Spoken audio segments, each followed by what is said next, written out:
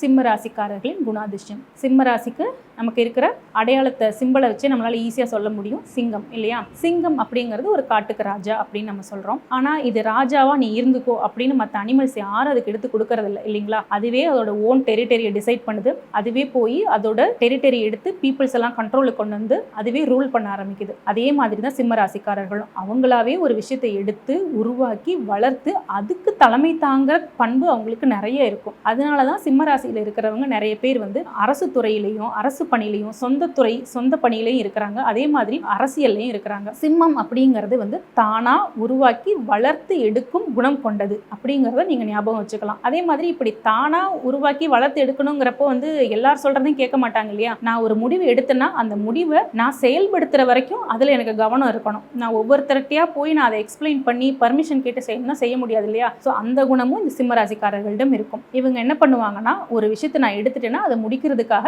எப்படியும் முடிப்பேன் அப்படிங்கிற நோக்கத்தின் பால் இருப்பாங்க.